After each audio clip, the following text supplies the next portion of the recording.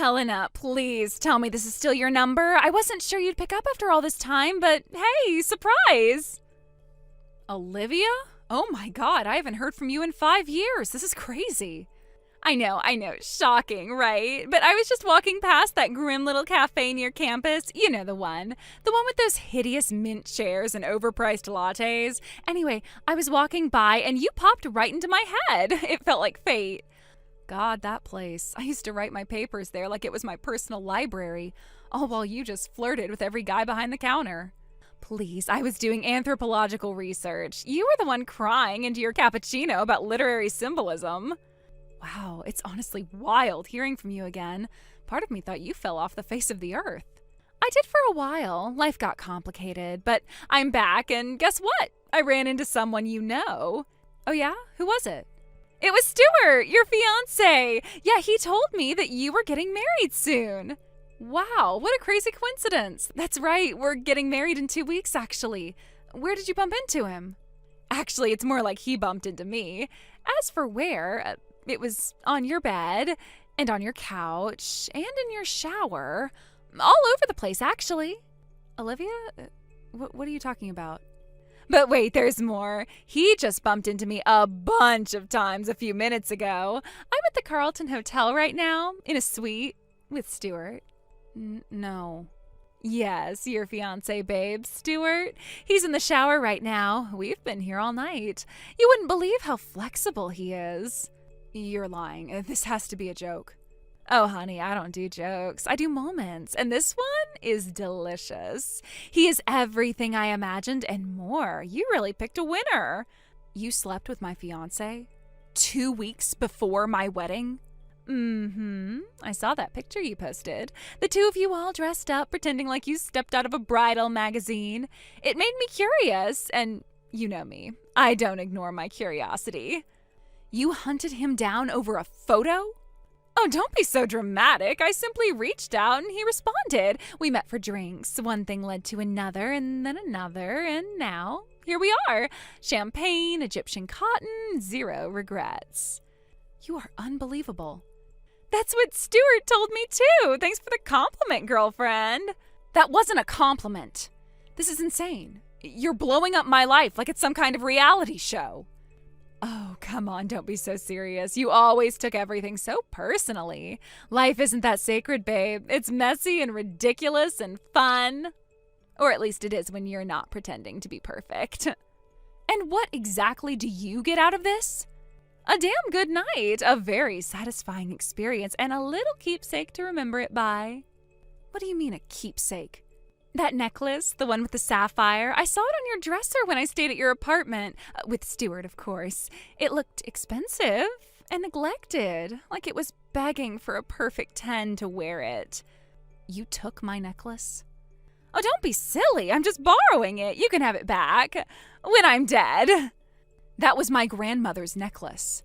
It's a $10,000 heirloom, Olivia. It's been in my family for generations. Wow, well then maybe don't leave it lying around like a clearance rack accessory. You're going to return it immediately. This is your one and only chance before I report it as stolen. Oh, sweetie, no I'm not. Excuse me? I like it. It goes beautifully with my complexion. And frankly, after what I've done for your man, I'd say I've earned a little something extra. It's like my reward for a job well done. That necklace doesn't belong to you. You had no right to touch it, let alone take it. And yet, here we are. You should be thanking me, really. At least now you know who you're marrying and what he's capable of when you're not around. I am not thanking you. I am reporting you. I have full documentation of what that necklace is worth. We had an appraisal done on it after my grandmother left it to me in her will. That necklace is legally registered under my name. You have committed theft, and you just confessed over text. Oh no, not a confession. Whatever shall I do? Please, spare me the drama. You're not scaring anyone. I'm not here to scare you. I'm here to end this. The wedding is off. As of this moment, Stuart and I are done. That fast? No confrontation? No screaming match? I don't need fireworks. I need clarity. And I have it now, thanks to you. So congratulations, you got the attention you wanted. Now get ready for the consequences. Oh, please, you don't scare me with your consequences. By the time you talk to the police, I'll be long gone and probably in bed with my next target. It's my form of community service. There are so many women out there who don't know they're in a relationship with a cheater. You're a sadistic freak, Olivia. You will not get away with this. I promise you.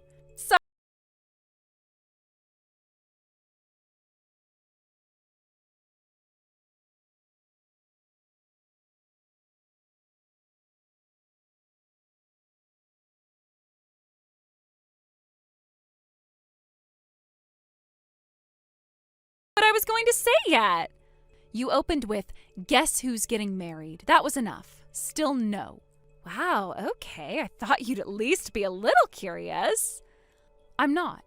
Look, I know we were tense last time we talked, but that was what, a year ago? I feel like enough time has passed. People change. You ghosted me right after confessing to theft. You vanished. You skipped town with no apology, no explanation, and without returning my necklace. Okay, yes, maybe I did kind of take some time to go and think about what I've done. I wasn't in a good headspace, all right? Everything blew up and I panicked. But I've grown so much since then. I've been working like crazy, rebuilding my life from scratch, and now I finally get to have the wedding I deserve. Congratulations, I won't be attending.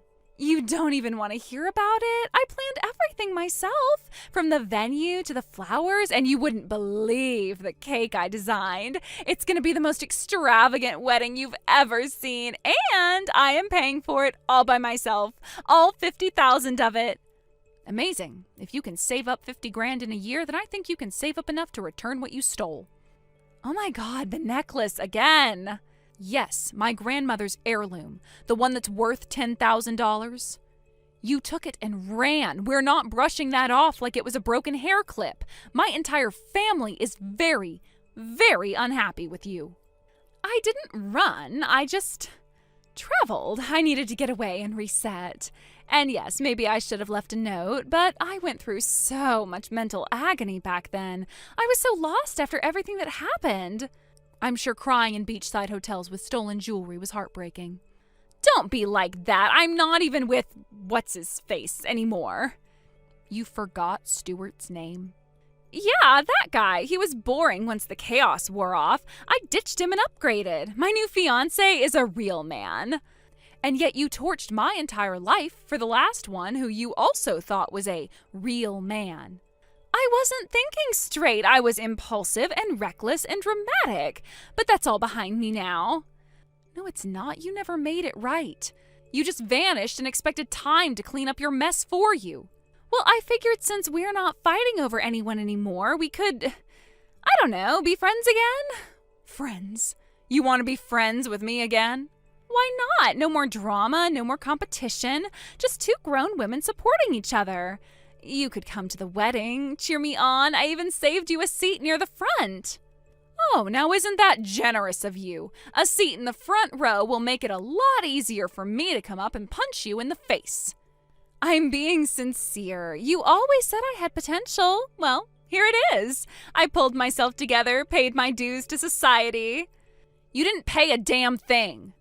Okay, maybe not in money, but I paid in spirit, in energy.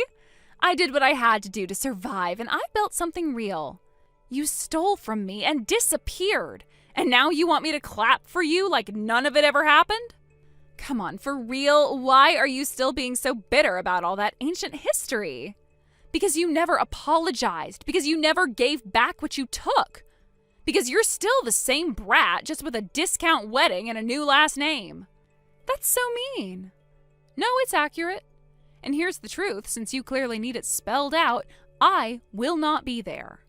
I won't be smiling in photos. I won't be playing the forgiving ex-friend. You can send me an invitation if you want, but don't expect a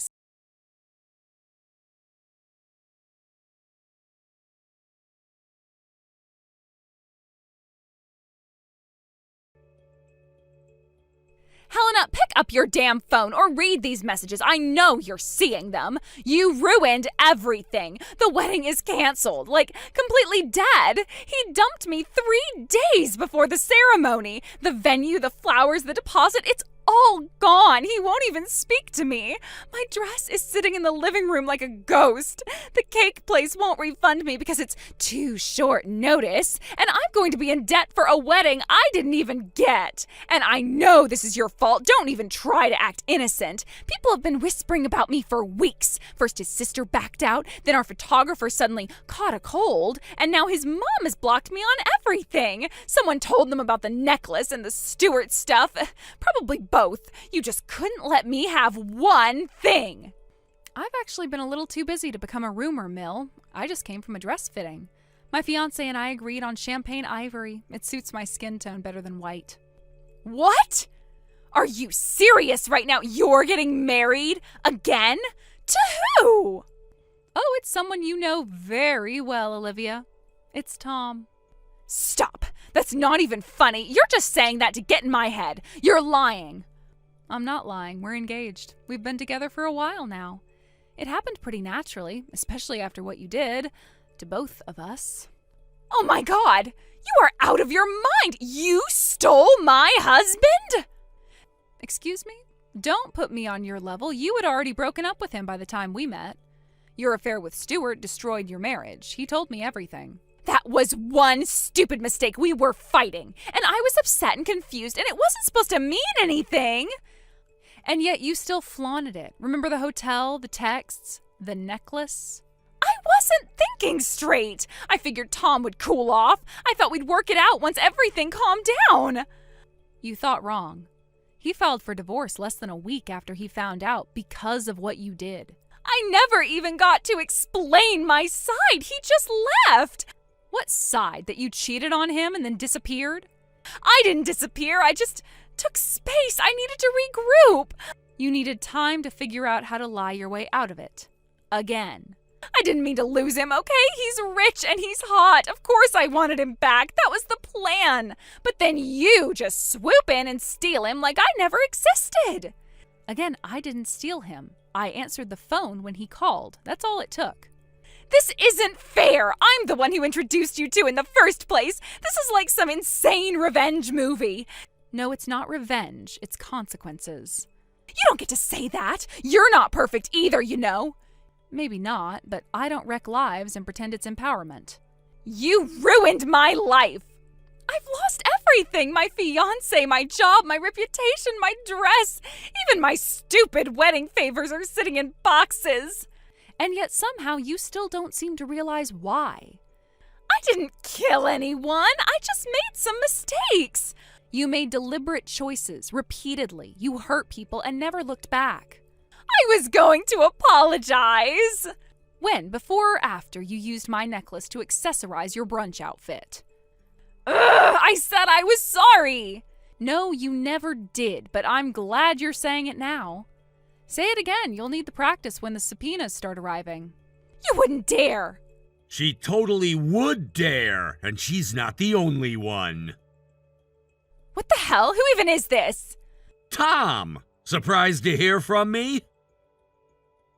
Why are you texting me from Helena's phone? Did she put you up to this? Is this some weird revenge thing? No, she didn't ask me to say anything, but I've been watching in silence long enough. You might have fooled everyone else, but you never fooled me. I've been tracking you for almost a year, ever since you vanished right after the divorce was finalized. And right after you drained $10,000 from my private account like it was your personal piggy bank. Oh my God, you're still mad about that? I needed that money. I was living out of a suitcase. You disappeared without a word. You ghosted me after robbing me. You never once tried to explain. So yes, I stayed mad, and I started looking. You're making this sound like some crime thriller. You had no right. I had every right. I hired a licensed private investigator. He followed your digital trail, the prepaid cards, the fake names, the couch hopping. But the trail was cold until you sent Helena that wedding invitation with your full name and your current address. That was a gift, really.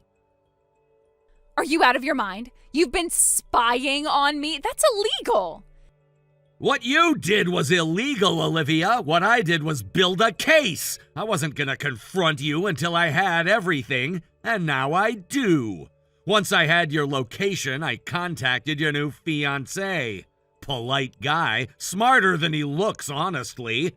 He didn't know much about your past, especially not the part where you had an affair with a friend's fiance, or the part where you stole a $10,000 heirloom from that friend before skipping town. You did not tell him that. I told him everything, including how you emptied my account and vanished the day after our divorce settlement, and how you've been seeing multiple men since, some of whom weren't exactly available. You're lying. That's not true. He believed me. You know why? Because I gave him documents, screenshots, bank records, timelines. It wasn't hard to put together once the PI started pulling phone records and transaction histories. You didn't even try to cover your tracks. I was just trying to survive.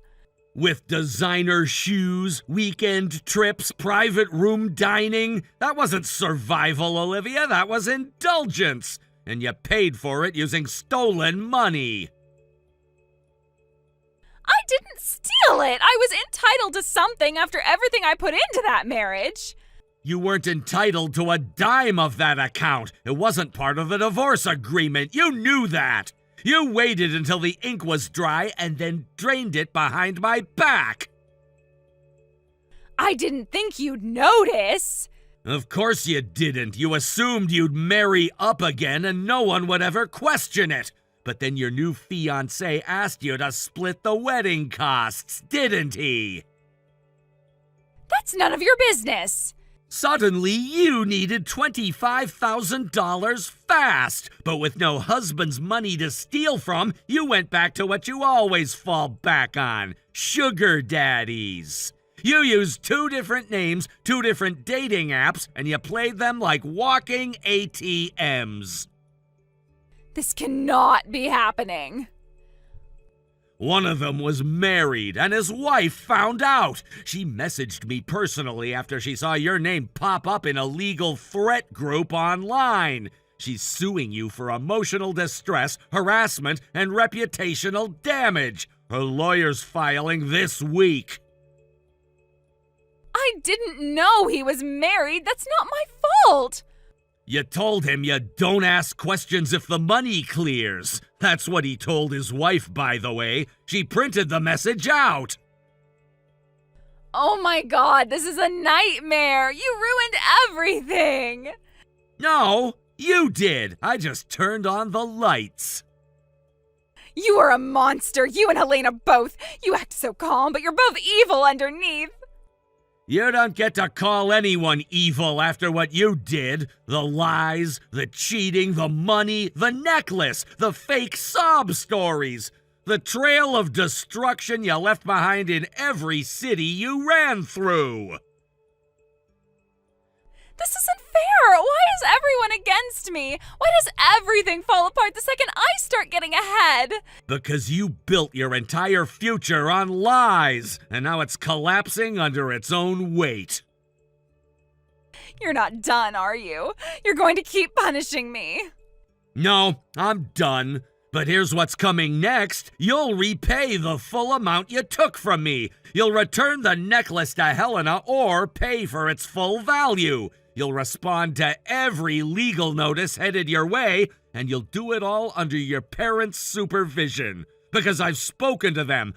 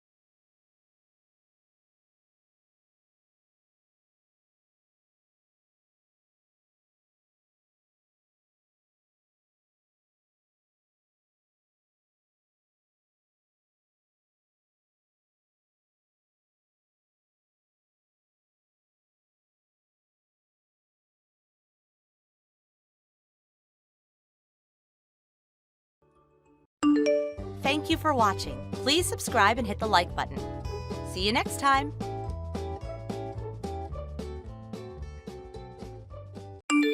Hey, hurry up and get dinner ready. And you haven't done the laundry either.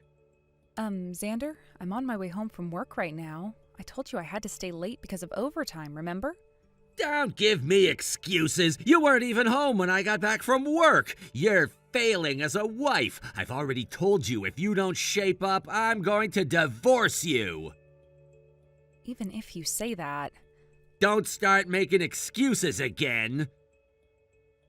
I'm working too, you know. It would be nice if you considered splitting the household chores. I told you to stop with the excuses. I'm sorry. Do you think apologizing is gonna fix anything? Do you actually want me to divorce you?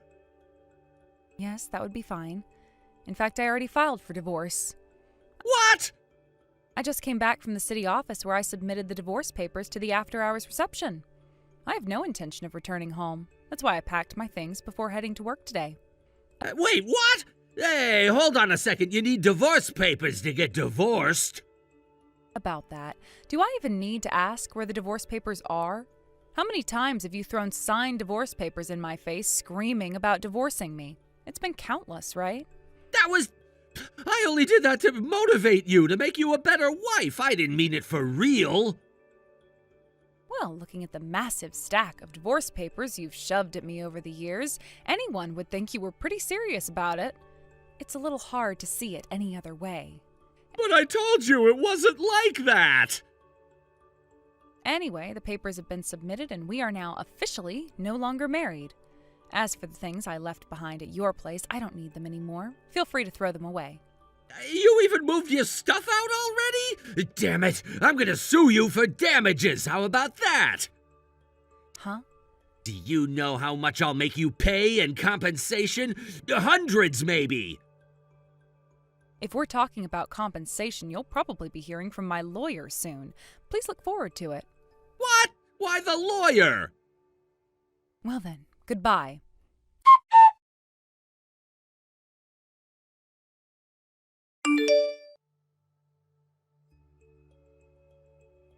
Hey, Bethany! What's this about a certified letter showing up talking about alimony? What the hell is going on? If you got the certified mail, you should know what it's about. I didn't do anything that'd make me owe you alimony. This is insane! Have you actually read the documents I sent you?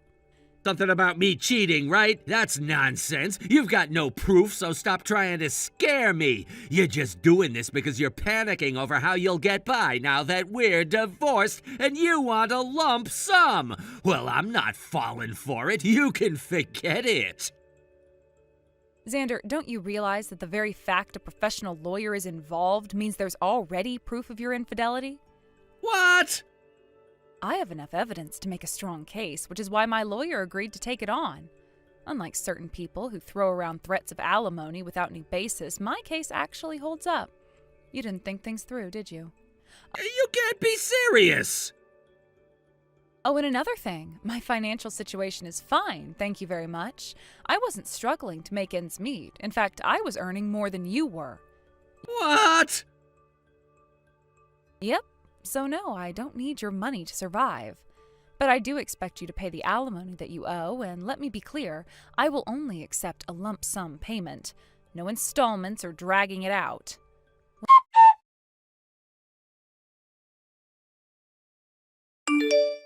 Bethany, I need to talk to you about something. What is it? I've already received the full amount of the alimony, and we're not exactly on terms where you can just casually ask me for advice. Honestly, I'm planning to block you any moment now. So I'd rather you stop contacting me altogether. Well, actually, I was wondering if you could, temporarily return the alimony. What? Do you even understand what alimony is? You want me to return it? Seriously? You see, the thing is... The thing is what? I got hit with another alimony demand from Avery, too. Oh, Avery. Right, your mistress. The one you started dating after you lied about being single. She's the wealthy girl, isn't she?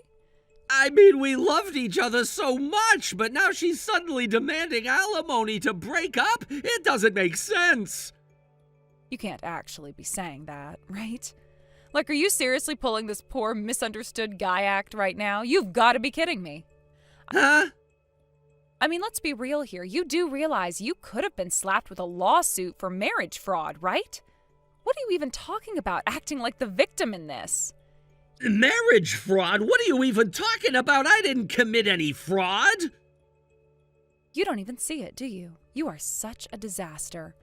You lied to her, pretended you were single, and started a relationship with her. If money or any kind of marriage arrangement has gotten involved, this would have been a whole different legal mess. You should be thankful you're only dealing with alimony. Are you serious? But how? How did Avery even find out that I was married? I mean, right after I paid you the alimony, she hit me with her own demand out of nowhere. This is crazy. I'm almost out of money, and now I don't even know if I'll have enough to cover my living expenses. If this keeps up, I'll not only run out of savings, but I might end up in debt. It's insane. You really are hopelessly stupid. What did you just say? Did you seriously not get it? Did it never cross your mind that maybe, just maybe, Avery and I coordinated this? That we were in contact? What? You didn't even consider that, huh? Of course not. Well, let me fill you in on something you seem to have missed. The reason I found out about your affair with Avery in the first place was because her parents reached out to me. Her parents? Wait, what do they have to do with this?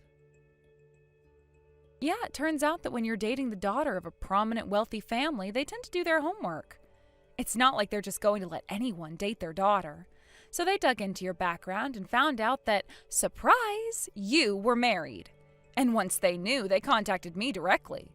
They told me everything, with proof, by the way. They even said, your husband is cheating on you and pretending to be single. He's deceiving our daughter. They had all the receipts, Xander.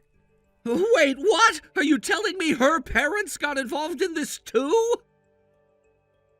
Of course they did. She's their daughter. They care about her. They were the ones who did the digging and figured out the truth. They weren't about to let their little girl get played by a two-timing jerk like you. And once they knew, they made sure I knew too, with every single detail laid out clearly. I can't believe this! So that's how all this happened? Yep, they reached out to me first, and then they let Avery in on the truth once they knew I was taking action. The reason her alimony demand came after mine was just because they prioritized making sure I was okay first. Honestly, I think they were being pretty considerate. So you're telling me I got double-teamed by you and Avery's family? Exactly, and I'm sure if things had gone a little differently, if they hadn't found out when they did, you'd be facing much worse than just alimony payments from both sides.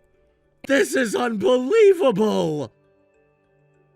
It's actually completely believable. You dug your own grave, Xander. Now you get to lie in it. But what am I supposed to do now? I'm completely screwed. I don't have enough to pay Avery's alimony on top of everything else. I'm running out of options here. Well, that sounds like your problem now. I've done my part, and frankly, I couldn't care less what happens to you. You're the one who created this mess, so you're the one who has to deal with the consequences. Good luck with that. You're going to need it. Bethany, please, isn't there anything you can do to help me out? Just this once?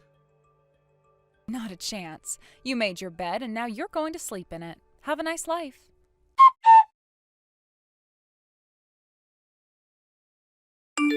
I've ended up in debt, and now it's out that Avery is the daughter of a client company's president. I can't even stay at my job anymore. I have to quit. Even my mom disowned me after finding out the whole story. It's just been the two of us, me and my mom, this whole time, since I grew up in a single-parent household. Annoying. I just finished work, and I'm finally getting a moment to relax. I don't want to see your whiny messages. Actually, scratch that. I don't want any messages from you ever. But I was thinking of watching your behavior for a bit before blocking you, but you know what?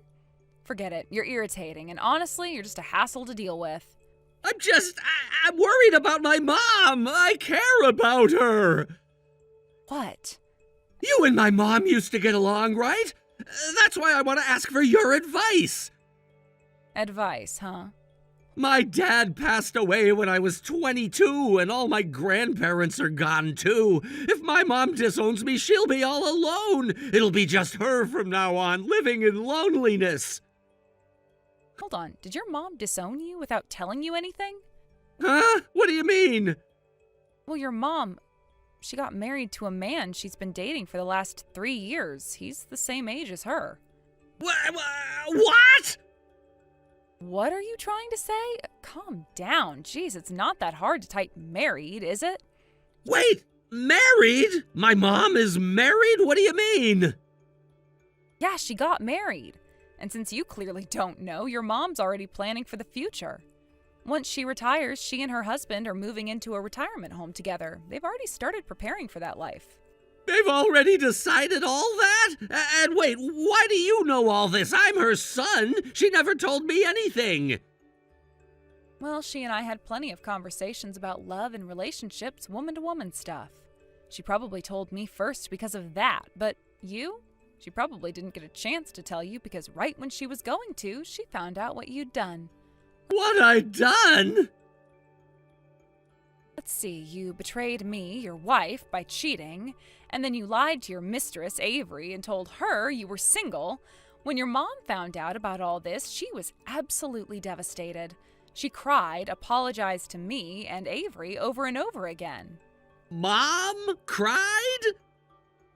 Yeah, your mom's new boyfriend, her husband, was really concerned about her and tried his best to cheer her up.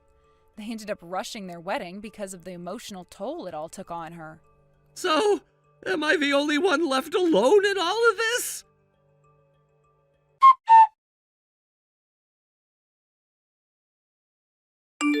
Bethany! Finally, I'm back! Sorry to keep you waiting. Who is this? Your husband! My husband? The phone number doesn't match the one of my fiance. It's me, Xander! What? Yeah, I know the number's different. That's because I had to change it. I had you blocked. You actually went out of your way to change your number just to contact me? That is really creepy. Yeah, the number's different because I couldn't afford my phone bill for a while, so it got cut off. But guess what? I finally finished paying off all my debts. That means I could get a new phone and sign a fresh contract. Wow. So you finally managed to pay everything off? How commendable. Yeah, I've been working like crazy to fill the void, you know? Being all alone, it's tough. It's only been a few years, but it felt like an eternity. So let me get this straight. You're saying that you got a new phone and that's why your number's different? Exactly, and I'll make sure you save this number in your contacts, all right? I'd rather not. Oh, come on, don't be like that. I get how you're feeling. My feelings? What are you talking about? I heard you're still single. You know what that means, right? And what exactly does that mean? It means, I knew it, you've been waiting for me all this time. It's got me really emotional, honestly, so I've got the marriage papers ready. Let's fill them out and submit them to the city office today. Then we can finally start living together. Huh? By the way, where are you living now? I'll come right over. As if I'd tell you. Wait, why not? If you don't tell me, I can't come see you. I don't want you to come. What? Sure, I am technically single at the moment, but I am living with my fiance. What? Yeah, he's nothing like you. He's kind, considerate, and he helped me heal after everything you put me through. I don't need you. He's the one I'm going to marry. You've got to be kidding me. No way, this can't be real. Tell me you're lying. You are so annoying. What? Maybe it's time I consider changing my phone number too. Bethany!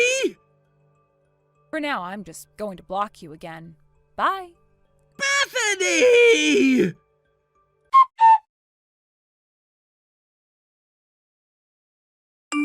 So Several years have passed since all that chaos unfolded, and just when I thought I had completely left that part of my life behind, something absolutely absurd happened. Fortunately, I now find myself living in a different region, having moved away with my family to start anew. We've settled into a completely new area where we have no previous connections, so I don't have to worry about anyone from my past unexpectedly showing up at my doorstep. This gives me a great sense of relief, knowing that I've severed all ties to that old life filled with drama and heartache. As time passed, I assumed that my ex-husband Xander had finally given up on trying to rekindle our relationship. After everything that happened between us, it seemed evident there was no point in pursuing a reconciliation, especially considering the mess he had created. I thought I wouldn't hear about him again after I moved away, but, of course, it seems that drama follows him like a shadow.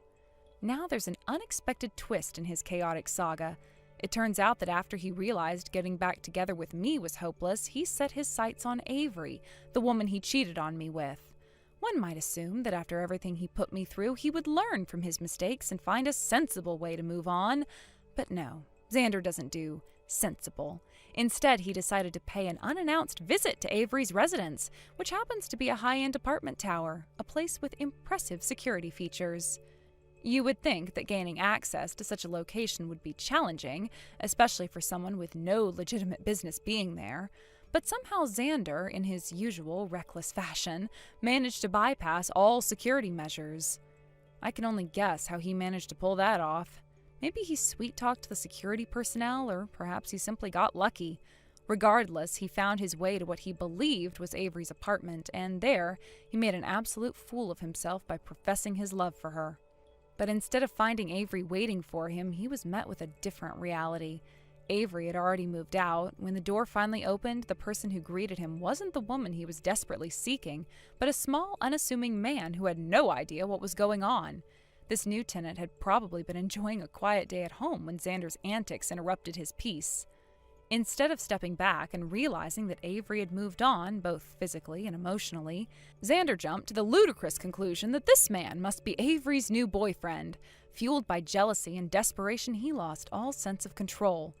He didn't just confront this stranger, he exploded in a fit of rage, yelling and causing a huge commotion in the hallway. His irrational behavior escalated quickly, resulting in him attacking not just the man, but also the apartment itself. In his blind fury, he destroyed several pieces of valuable furniture and exquisite decor, some of which were worth hundreds of thousands of dollars. By the time the building security team finally responded, it was too late. The damage had already been done. They escorted Xander out of the building, but not without serious repercussions. The new resident was not going to let this incident slide without taking action. He pressed charges, and on top of that, Xander faced a hefty bill for all the destruction he had caused. The cost of repair and compensation mounted up to a staggering amount, one that was far beyond Xander's financial capabilities. And just like that, Xander found himself falling back into the dark pit of debt that he had only recently managed to escape. After putting in so much effort to pay off his previous obligations, he was right back at square one, now burdened with even more loans and financial troubles than before. His reckless attempt to win Avery back had not only failed spectacularly, but it also landed him in a far worse situation than he had been in during our tumultuous marriage. As for Avery, well, she likely never even found out about Xander's ridiculous outburst. She had already moved on, both in terms of her physical location and her emotional state. I can only imagine that she's now living her best life, far away from all the chaos that Xander tried to drag her into. And me? I'm grateful to be distanced from that entire mess. It feels like I'm watching a poorly scripted drama unfold from a safe distance, utterly astonished that I was once part of the same narrative. Honestly, Xander's downfall is a never-ending cycle of his own making. He has yet to learn how to take responsibility for his actions. Instead, he continues to shift the blame onto others, dragging everyone else down with him in the process. But at some point, you have to realize that your choices have consequences, and those consequences don't simply vanish because you wish them to. It's a tough lesson that Xander has failed to grasp, and from the looks of it, he will keep repeating the same mistakes until he finally does. For me, I've found happiness and stability in my new life. Moving away was undoubtedly one of the best decisions I have ever made, and I feel liberated having all that drama behind me. I found peace in my new environment, where Xander's presence is nothing more than a fading memory. His rage and desperation can no longer reach me, and that's a liberating feeling. In the end, I don't feel pity for Xander. After all he put me through and all the turmoil he created for others, this kind of outcome seemed inevitable. His ability to move on, his reckless actions, and his refusal to take accountability have led him right back to the dark place he has always tried to escape. And maybe that's where he'll remain unless he finally decides to change his ways. But for now, that's his burden to carry, not mine. As I reflect on everything that's happened, I can't help but feel a sense of relief wash over me. I've turned the page on that chapter of my life and stepped into a new one where I am free from Xander's toxicity. I'm no longer weighed down by his actions or the consequences of our past. I have the opportunity to build my own future, and I am determined to make the most of it. Now, I wake up every day feeling grateful for my life. I'm surrounded by people who support me, and I'm focused on my goals and dreams. I've learned to appreciate the simple things, like enjoying a quiet morning with a cup of coffee, taking a stroll in the park, and spending quality time with loved ones. My life is filled with positive experiences that I never thought I would have again after everything I went through with Xander. Even though I occasionally hear stories about his misadventures, I find myself laughing rather than feeling any anger or sadness. It's almost comical how his life has spiraled out of control, all due to his own choices. The absurdity of it all brings a smile to my face, and I'm finally in a place where I can appreciate the irony of my past, knowing that I've moved beyond it. So, while Xander may continue to wallow in his own mistakes, I'll be here, living my life to the fullest and cherishing every moment of my newfound freedom. I've closed the door on that chaotic chapter, and I have no intention of looking back. What on earth is going on here? Wandering around during the day again? As your husband's mother, I am appalled. You're a wife, yet you don't even attempt to take care of the household. Every single day, all you do is waste your husband's hard-earned money. To make matters worse, you're already at a disadvantage in terms of first impressions, considering that you are 5 years older than David. Seriously, why don't you take some time to do the housework?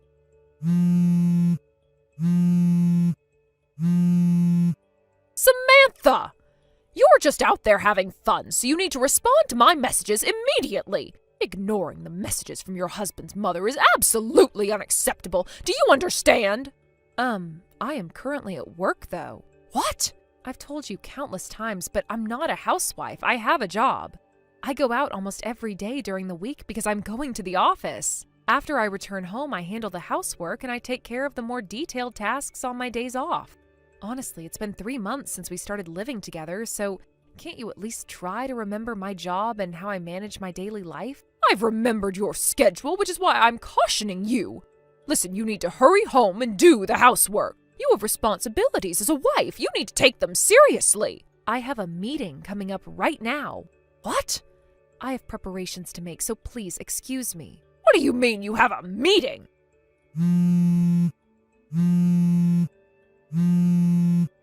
There is absolutely no way you have a meeting when you're not even working.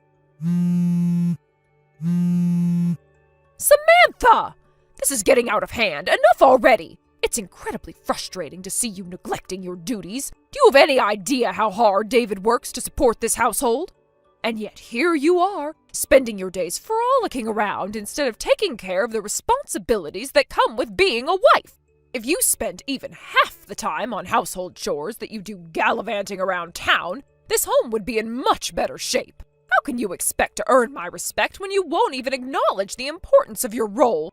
It's infuriating. You need to understand that a marriage involves mutual responsibilities, and right now, you're failing miserably in yours. You say you're busy with work, but do you really think that justifies your behavior? You need to prioritize this family and your duties at home. You may be busy, but that's no excuse for neglecting the home you share with my son. We expect you to be a partner, not just someone who's living here without contributing anything meaningful. Can't you see how your actions are affecting everyone around you? You must change your attitude, or I assure you, this will lead to major problems in your marriage. I really hope you reflect on this and take it seriously. We want to see you as a responsible member of this family, not someone who's constantly evading their duties. So please, Samantha, think about how your actions are perceived and what needs to be done moving forward.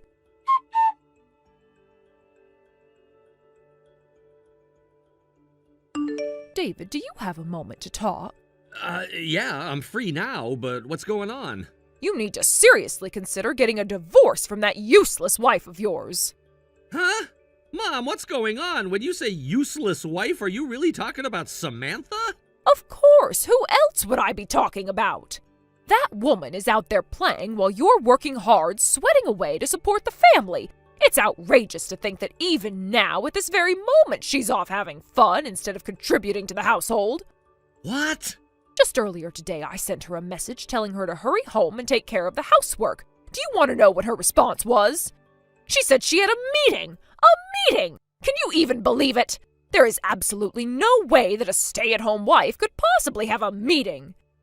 Well, that's, Actually, I was just having a serious discussion with your father about our future, and we're planning to implement something important. Implement something? What do you mean by that? Now that's a surprise for you. All you have to do is follow our instructions, so don't worry.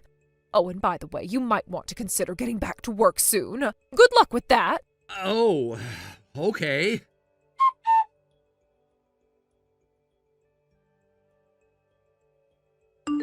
Samantha, I think you're probably busy with work right now, but I'd really appreciate it if you could reply when you get a chance. David, what's going on? I'm actually free right now. I've adjusted my break schedule a bit to accommodate some work matters, so I can chat. I see. Thanks for that.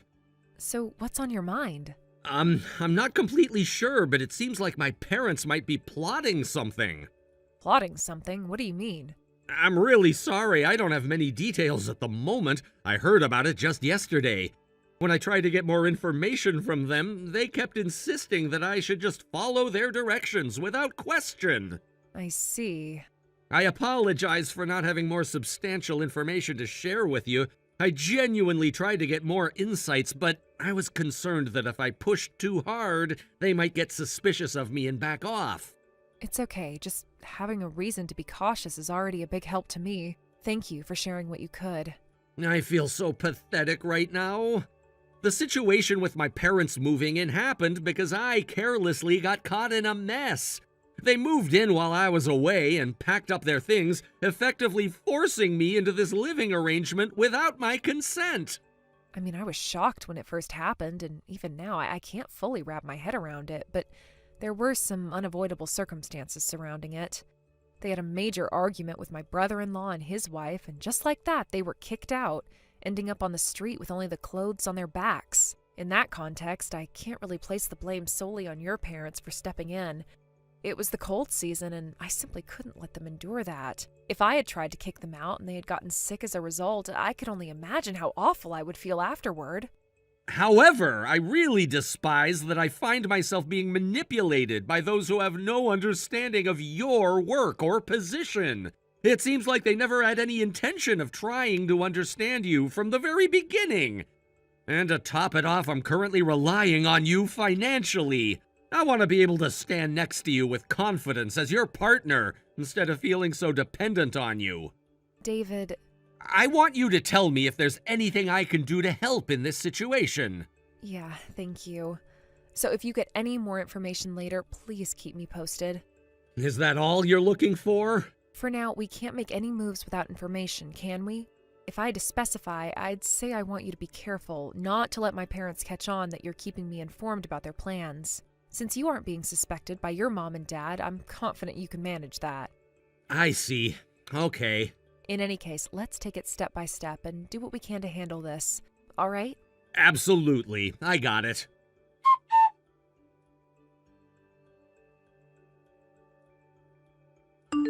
David, could you do me a quick favor? Sure, what do you need? I need you to go to the A real estate office in front of S Station. Why a real estate office? Don't worry, I've already made arrangements.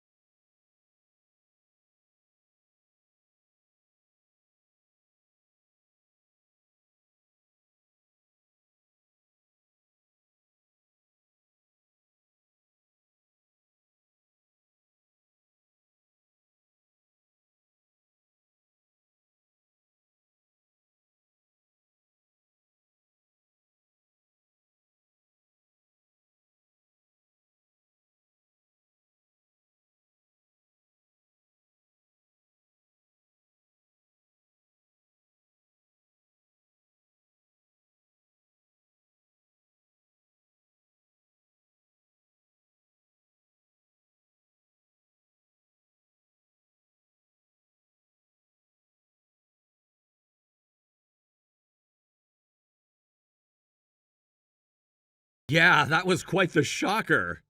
I know, right? Originally, my plan was to complete the paperwork just with Dad and then let you know afterward as a surprise. But they told me that any contract-related documents require the person's consent, so I had to inform you. That makes sense. It's important to avoid any legal issues. If you didn't follow the rules, it could lead to serious trouble. Oh no, is that true? I'm glad we found out in advance. By the way, I'll arrange for the moving company for the big day as well. Oh, really? I have a friend in the moving business, so I think I can get a good deal. Well, in that case, should I leave it to you? Definitely. I've got this covered, so you don't have to worry about a thing. Thanks, David. Oh, I feel so relieved knowing you're handling it. I knew I could count on you. Of course. I'll make sure everything goes smoothly. All right, let's keep everything on track, and if there's anything else you need from me, just let me know. Absolutely. I'll keep you updated.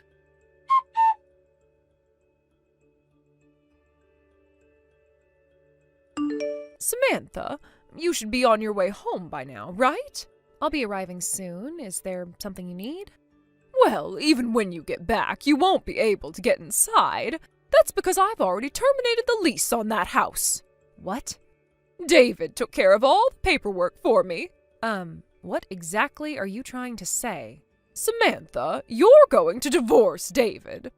I don't think I need to explain the reasons, but since you're living off him, he has decided to move without you. The son of an elite family doesn't want to be tied down to a lazy wife like you anymore. Huh? A move and a divorce?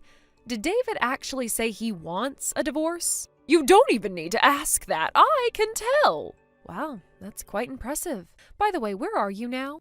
I'm in the car heading to our new place. A friend of David's who runs a moving company is helping us out by providing transportation, in addition to handling the moving of our belongings. I see.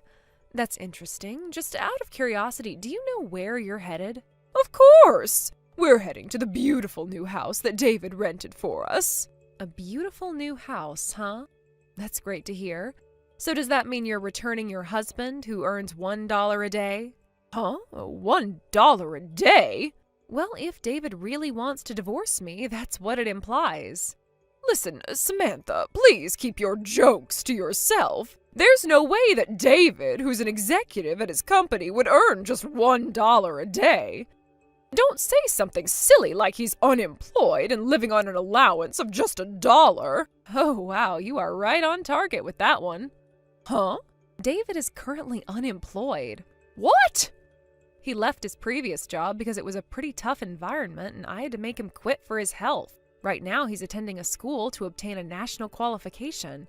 He takes his lunch with him and buys a paper bag of vegetable juice that costs less than $1 every day, which I give him at the beginning of the month. Just so you know, this is all by his own choice, so I'm not forcing him to do anything. Samantha, enough with the nonsense. David is an executive who supports us. Actually, that's my role. What?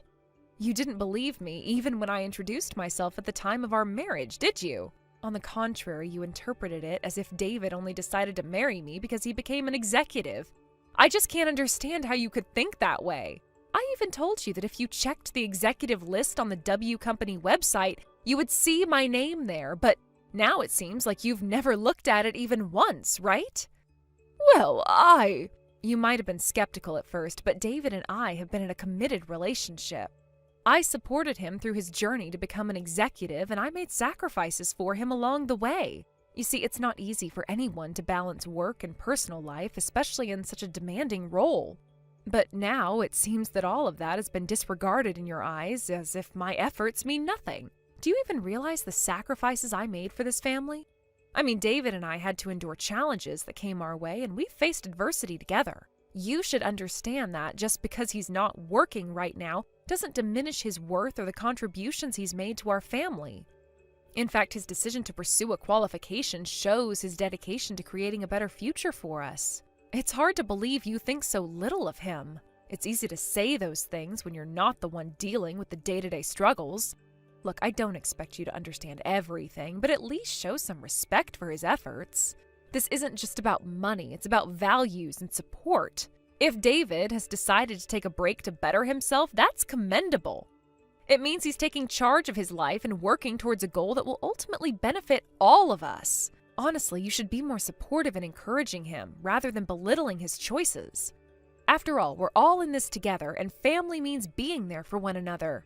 But instead, you choose to criticize and make judgments without fully understanding the situation. You're quick to jump to conclusions without considering the bigger picture.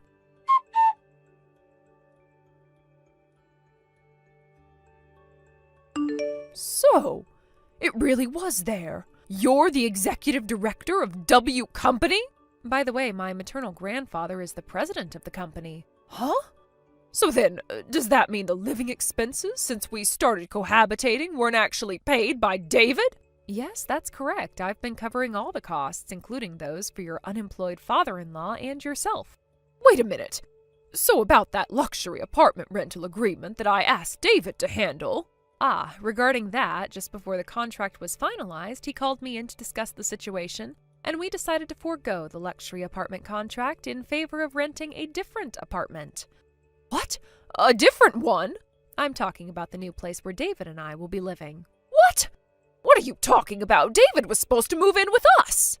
David is traveling separately in his own car, isn't he? Yes, he should be following us closely. Wait, he's not here? What? We're on the highway! The luxury apartment we were going to contract is supposed to be in the same state! You just realized that now, huh? What is going on here? Right now the vehicle you're in is a black minivan, isn't it? Yes, but... That vehicle belongs to a civil engineering company called Oniwa Group. Oniwa Group? I feel like I've heard of that. Please inform your father-in-law as well. Both of you will be moving into the company housing provided by Oniwa Group. What?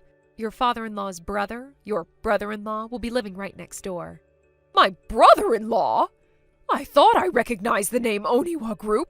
It turns out it was your brother-in-law's workplace. He's actually an uncle to David, but I've heard that in his younger days he was quite the wild one.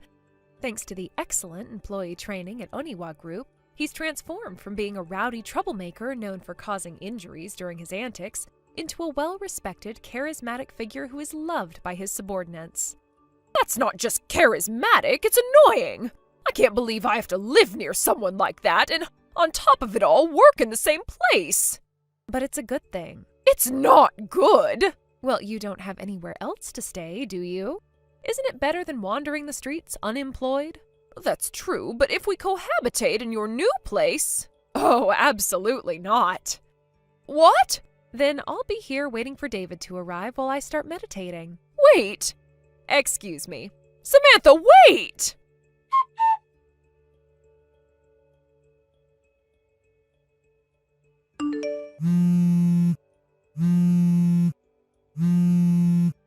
David! Hey, respond to me! You're not really heading over to Samantha's place, are you?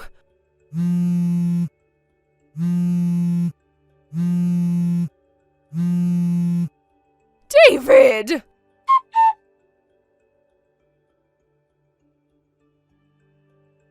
The husband was raised as the only son among two male siblings, a circumstance that inevitably shaped his upbringing in significant ways. He was excessively doted on by his parents, a situation that led him to develop into the kind of good boy who could never defy their wishes or expectations. This environment fostered a sense of obligation within him, creating a long-standing bond with his parents that began to feel more like a curse than a blessing. The expectations they placed upon him were immense, and he felt a constant pressure to maintain the image of the perfect son. This deeply ingrained sense of duty, cultivated over many years, created the sort of emotional bondage that seemed to overshadow every aspect of his life. It wasn't until he encountered me, a representative from a business partner, that he began to see things differently. The reality of his situation was slowly dawning upon him, and our meeting marked a pivotal moment in his life, leading us to where we are now in this complicated yet hopeful journey of self-discovery. After years of living under the suffocating weight of his parents' expectations, David has finally reached a turning point in his life. The moment of liberation that he has longed for has finally arrived. He successfully obtained a national qualification, an achievement that many would consider significant and indicative of a promising future. Since then, he's been diligently working at his new job, a role that not only challenges him, but also empowers him to explore his potential and capabilities in ways he had never imagined. This new chapter in his life marks a shift, not only in his career, but also in his personal growth and development as an individual. However, with the arrival of this new job comes the inevitable challenge of dealing with his in-laws, who are an ever-present source of concern. They embody the kind of overbearing parental figures that can easily undermine one's self-esteem and autonomy. I can vividly recall a recent incident that encapsulated the essence of this issue perfectly. Picture this: a luxury black van, sleek and imposing, pulls up with a sense of urgency and authority. My heart raced as I felt an overwhelming wave of tension sweep over me, an anxiety that was palpable in the air. I felt compelled to confront them, boldly shouting for them to turn back right away. Despite my bravado, a glance around revealed that I was encircled by a group of remarkably strong employees, all of whom seemed to have muscles rippling beneath their shirts, casting an intimidating shadow over me. The sight of these imposing figures surrounding me made my heart drop. My confidence was quickly eroding under their scrutiny, and I felt incredibly vulnerable in that moment. At that moment, reality sank in. The gravity of my predicament was becoming clearer, and my initial bravado began to fade. Instead of feeling empowered by my outburst, I found myself flustered and overwhelmed, almost as if I was caught in a surreal nightmare. The realization of being cornered hit me hard, leading to a flurry of anxious thoughts. I was awash with embarrassment and a sense of defeat, shrinking into myself and letting out a soft sigh of resignation. I felt like I was facing a daunting mountain that seemed insurmountable, with no clear path forward. It took a moment, but it seemed that David and I were both beginning to comprehend the seriousness of our situation. Our precious bravado was fading away, replaced by a sobering understanding of our current circumstances. David's parents, who had always loomed large in his life, were finally making their presence felt in a way that was hard to ignore. Following the confrontation, they seemed to quiet down, and we could only hope that this marked a turning point in their approach. As we transitioned from that tense moment, we ultimately found ourselves entering company housing. The atmosphere was heavy with the weight of what had just transpired, yet there was an undercurrent of hope and resilience that began to bubble to the surface. In this new living arrangement, David was finally able to confront the very issues that had held him captive for so long. It was a time for reflection, growth, and ultimately, transformation. The combination of strict yet loving education that he was now receiving was crucial in helping him break free from the emotional chains that had bound him. It was clear that he was undergoing a transformation, albeit a painful one. He was gradually being molded into a more resilient version of himself, one that could stand tall against the pressures that had previously defined him. The idea of being toughened up was more than just a saying, it was becoming his reality. While he navigated this new chapter, it became evident that he was struggling, often brought to the brink of tears as he faced the harsh realities of life without the protective bubble of his parents. But this struggle was necessary. It was a trial by fire, a way to reshape his character and instill a sense of determination that had been lacking for so long. Each day was a test of his resolve, pushing him to dig deep and find the inner strength he never knew he had. It was a daunting challenge, but one that was essential for his personal growth. I could see the changes in him, not just in his demeanor, but also in the way he approached challenges. The man who once cowered in the shadow of his parents was slowly emerging from that shell, albeit with great effort. The journey was far from easy, but with every hurdle he faced, David was becoming a more complete person, someone who could finally start to carve out his own identity and separate from his family. The education he was receiving was strict, designed to instill discipline and a sense of accountability. Yet there was an undeniable element of love woven through it all. It was this blend of rigor and affection that would eventually help him break free from the emotional chains that had bound him for years. The concept of tough love became a guiding principle in his transformation. David was learning that while it was important to have love and support, it was equally vital to understand the value of hard work and perseverance. As he began to embrace this newfound philosophy, I could sense a shift in his confidence. The once timid man was starting to stand a little taller, his shoulders squaring as he faced the world. No longer was he just the boy who did everything his parents wanted. He was becoming a man capable of making his own decisions and asserting his own will. With each passing day, he was building a foundation for a life that he could truly call his own. While the journey was still ongoing, I was optimistic about where it would lead him. David had already shown tremendous strength in his pursuit of independence, and I believed he would continue to do so. With the support of those around him and the gradual shedding of his old self, he would ultimately emerge as the man he was meant to be. Thank you for watching and listening. We hope you enjoyed the video. Don't forget to like this video and subscribe. Also, feel free to leave a comment about what you thought of the story. We look forward to seeing you at the next story. Payday is coming soon, right? About this month's remittance. Huh? This month, I'm going to raise the amount again. Wait a minute, Mom? Is this some kind of joke? If you raise the amount any higher, I won't be able to afford my own living expenses. What are you saying? It's only natural for children to send money to their parents. Yes, I understand that, and I'm still sending money, but can we talk about the amount? It's becoming unreasonable. By the way, is Dan still sending his remittance? Is it still the same amount, $1,500 every month? Of course, Dan is so successful, talented, and such a dutiful son. There's no way I'd burden him with more. Yeah, I shouldn't have asked. But listen, I can't increase it anymore. What? Like I said earlier, I really can't do it anymore. Even right now, I'm barely managing to make ends meet. If you push me further, I really won't be able to survive. Then just cut back on your expenses even more. It's as simple as that. If I cut back any more, I'll be living a life that's not even human. I'm barely living as it is, and you're asking me to scrape by even more? Then just work harder and earn more money. Do you even hear what you're saying? You're asking me to sacrifice everything just to increase the remittance, and for what reason? It's ridiculous. Don't you have any sense of duty towards your family? You left this house out of your selfishness, so it's only right that we decide the amount you send back. I left because I had no place in the house, not because I was being selfish. And let me remind you, I'm already sending you $3,500 every month. That's a huge amount. If you include Dan's contribution, it's a small fortune. Besides, isn't Dad receiving his pension starting this year, and didn't he get rehired after retirement? Well, yes, he's still working. So you're getting his pension and he's still earning a salary, right? And on top of that, you're asking me to increase the remittance? It's just you and Dad at home now. What kind of extravagant life are you living that justifies asking for more? I'd really love to hear an explanation of where all this $3,500 is going. Stop being so selfish. How am I being selfish? I'm not increasing the amount. Period. It's already too much, and if you keep pushing, I might just lower it. What? How dare you talk back to your own mother like this? Can't you listen to your parents? Look, even if you are my parents, there are limits to what I can agree to. Don't you understand that? I can't just do everything you ask for without question. All right, I have said my piece. Bye. Wait, Ruth, come back here.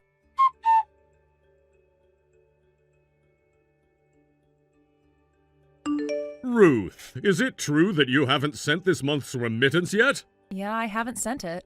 Why not? Because Mom made an unreasonable demand and I'm holding off until we resolve it. Once things are settled, I'll send the money. But you promised that you'd send money every month when you moved out of the house. That was the condition, wasn't it? This is starting to look a bit selfish, don't you think? Wait, are you going to ask me to increase the remittance like Mom did? Well, yes, I think it's time you raised the amount. Honestly, I believe it would be a good opportunity for you to learn how to manage your finances more wisely. What are you even talking about? Look, Dan can afford to send $1,500 a month because he runs his own company and earns over $100,000 a year. But my situation is totally different from his. I told Mom the same thing. If you expect me to send more, I won't be able to cover my own living costs. I'm seriously begging you, cut me some slack. Ruth, what exactly do you do for a living? What do you mean by that? Well, I thought you were in a specialized profession with the potential for high earnings. But if you're telling me you can't survive after sending the little amount of money you do, I have to wonder, are you really working properly or are you just wasting your money carelessly? What? Given the current situation, it's hard not to think that. Look at Dan. He sends $1,500 every month without complaint. You, on the other hand, send a mere $100. Do you even respect your parents? $100? Wait, what are you talking about? Yes, $100. That's all you send, while Dan is sending 10 times that amount. What does that say about you? Wait. What do you mean $100? I've been sending $3,500 every month. $3,500? Are you serious? Yes, 5 years ago when I first moved out, I was sending $1,000 a month. But then it kept increasing because of things like Mom saying she needed money for medical appointments, or that she had to take out a loan to replace the car, or that the electricity bills were too high. So little by little, the amount went up until about 6 months ago when it reached $3,500. All that time, I kept sending the money because I felt it was my duty after moving out, and I lived as frugally as possible to make it work. But recently, my coworkers started to notice how I was living, and one of them even scolded me, saying I need to think about my own financial limits. That was when I realized how absurd it had all become. Ruth, I'm telling you, the fact remains that we've only received $100 from you. I swear, I have been sending $3,500. Are you still saying that? Of course I am. It's the truth, and I've been doing it for months now. Don't lie to me. If what you're saying is true, then stop the payments. Wait, stop them? What do you mean? I'm saying if you're really sending that much, then stop. Let's see what happens. Wait, are you seriously telling me I can stop sending money? You don't want me to reduce the amount, but just stop entirely? $0? Yes, you think we can't survive without your remittance? We're not living in such poverty that we'd struggle if your money stopped coming in. Oh, so that's how it is. However, if you do stop sending money, don't even think about stepping foot back into this house. You'll no longer have a place in this family. That's fine by me. What? I moved out 5 years ago with no intention of coming back. I started my own life, and if you're telling me I can stop the remittance, that's the best news I've heard in a long time. It's a huge relief. Wait, Ruth! Oh, and make sure to let Mom know, too. I'm done. Bye. Why is she so happy?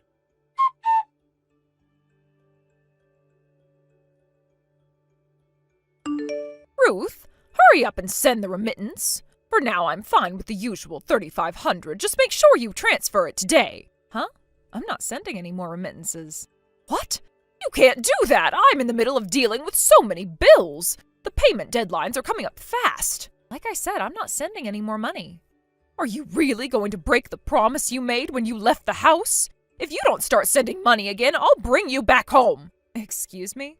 If you want to continue living on your own, then send the remittance right now. And from next month, I expect you to send $4,000. Wait, Mom, are you telling me not to come back home, or that you're going to force me to come back? Which is it exactly?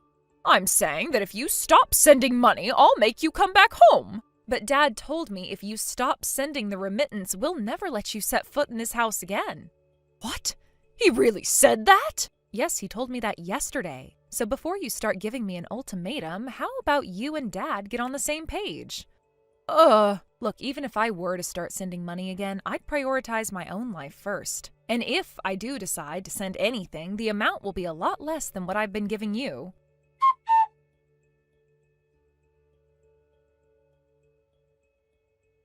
Hey, where are you? Oh, Carter, I thought you were at work today. I finished early because of some maintenance at the office building.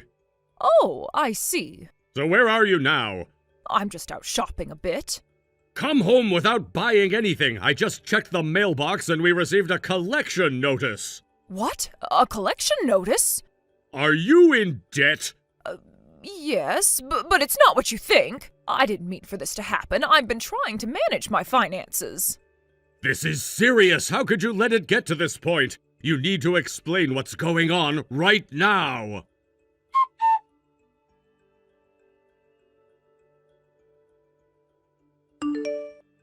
Ruth, please, I need you to start sending the remittance again. Huh? Dad? What's with the sudden request? I thought you said you wouldn't have any problems without my remittance. Well, that's not quite the case. The other day I found multiple collection notices addressed to your mother. Collection notices? What do you mean? It seems she had been collecting the mail and hiding it before I could see it. They were right in the mailbox, but she made sure to keep them away from me. So this means there's debt involved? Yes, it's quite a significant amount, actually. We're talking about hundreds of thousands. What? Are you serious? So my remittance of $3,500 has been going toward paying off that debt? Apparently, that's exactly what was happening. They've been borrowing money and paying it off only to borrow again. Your remittance was being used as a way to keep this cycle going. But now the amounts they've been borrowing have increased, and for various reasons, they've been asking for more money from you. What about Dan? What's his remittance situation? I double-checked with him earlier, and it turns out he was actually sending $2,000 instead of the $1,500 we thought. Wow. So he's sending even more than we realized. That's still less than my $3,500, right? Well, yes, but that's possibly due to how your mother feels about each of you. She's always had a soft spot for Dan. Yeah, I know. Mom definitely dotes on him, but still, $2,000 is quite a lot. I guess that really shows how desperate they are for money right now. From what I understand, of that $2,000, around $1,500 is purely for living expenses. Right. So it sounds like they're really in a tough spot financially. But given everything, I think it's impossible for me to resume sending money at this point. Wait, why do you say that? Don't you think we should find a way to help them? First, we need to understand the reason behind their debts. I mean, what led them to this point? Why did Mom take out loans in the first place? And what has she been spending the money on? That's a good point. We need to have a serious conversation with your mother about this. We can't just keep throwing money at the problem without knowing the full story. This cycle has to stop somewhere. Exactly. I want to help them, but I can't just keep feeding into this without understanding what's going on. I also have my own finances to manage. Right. And you should not be put in a position where you're sacrificing your stability for theirs. We need a plan. Yes, we definitely need to get to the bottom of this. Once we talk to Mom, we can figure out what's truly needed and how to move forward from here.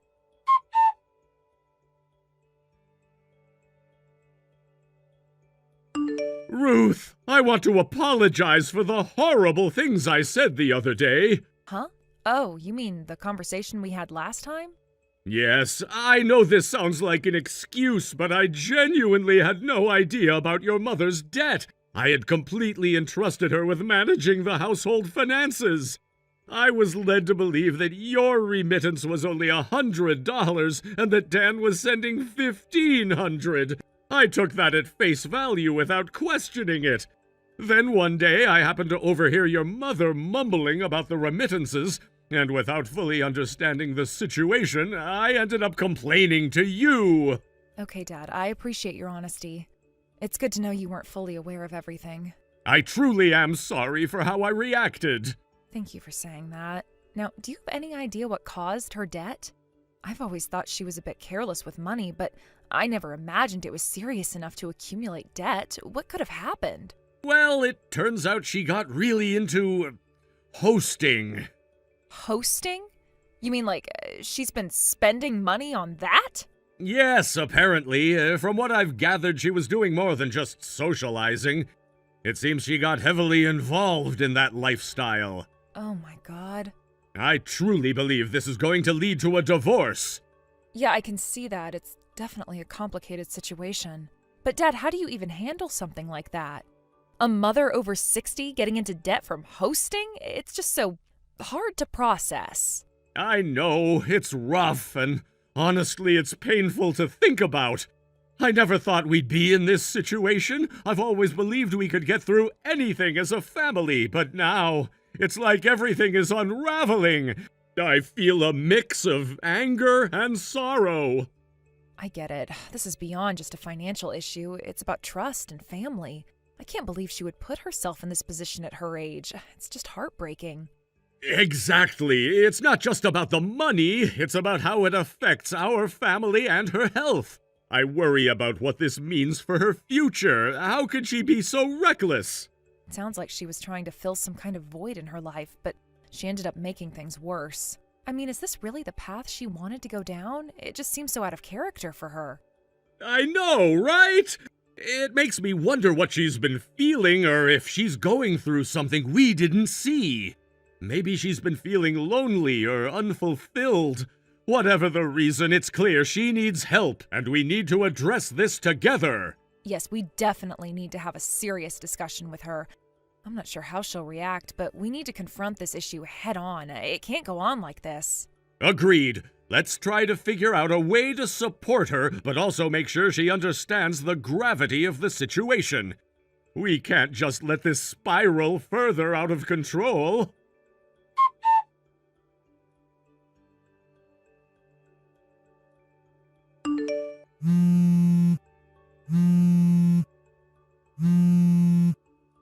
Ruth, you've been living in this apartment, haven't you? Huh? Mom, what are you talking about? This apartment, room 105. What about it? I just ran into a resident from here, and they told me that ever since you moved out 2 months ago, that room has been empty. First, I want to know how you even found out about that room. I never told anyone my new address since I left home. When I went back to the house, I found a New Year's card addressed to Grandma. It had your old address on it. Oh, that card. I actually moved right after I sent that out. I plan to send Grandma a moving notice once I get settled in. Why would you choose to move out at this time? I was able to move to a more secure place because I no longer need to send remittances. It seemed like the right decision. So you came all the way here for what? That must have taken at least 2.5 hours on the fastest bus from your house. I got divorced from your father. Right after that, I returned home. But when Grandma found out the reason for the divorce, she declared that she never wanted to see me again. I heard your father went to Dan's place, and as for that host boyfriend of mine, well, he dumped me. Wait, are you saying you have no choice but to come live with me? I mean, what else am I supposed to do? I don't have any other options. No way, you're joking, right? Why would you think that? I already know why you got divorced. What do you mean? Who told you? Well, it's not like it's a secret. It's about the debts, your obsession with those hosts, and finally, the infidelity, right? Just the thought of having a mother who lives like that makes my skin crawl. I can't possibly live with you. Ruth, please! Think about everything I've done for you while raising you. I thought we could live together again as a way to repay that. You lied to Dad about how much I send home every month. I know you've been secretly borrowing money and making those payments behind my back. I don't want to be dragged into any more of your messes, all right? Ruth, about your new address. I'm not telling you. Wait a minute. Goodbye.